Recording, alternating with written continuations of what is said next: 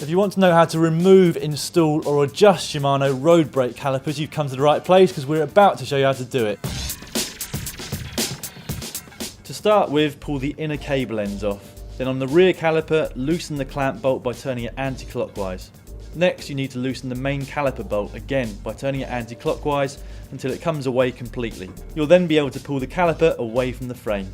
Repeat these steps for the front caliper.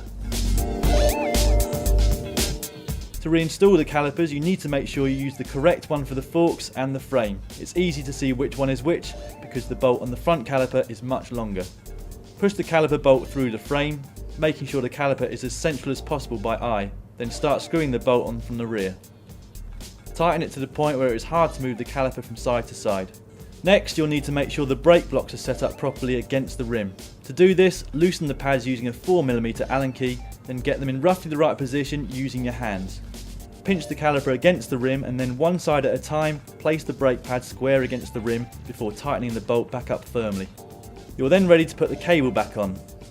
Place the cable back on the groove line and screw the clamp bolt back onto the caliper, tight enough that it's touching the cable, but light enough that it's still able to slide through. Using one hand, push the brake pads against the rim, then slightly release so that they are a couple of millimeters away from it, and then using the other hand, pull the cable through before tightening the cable clamp bolt. Repeat for the front caliper, and then replace the end caps of the inner cables, crimping them lightly with some pliers.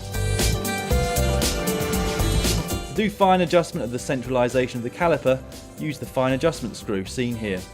Turning it anti-clockwise will rotate the caliper clockwise as you look at it, and turning it anti-clockwise will do the opposite. Try to make sure that both brake pads are an equal distance away from the rim. Finally, make sure that when you pull the brake on hard, the brake pads don't ride up the rim and touch the tyre. For more videos like this, go to www.youtube.com/GCN.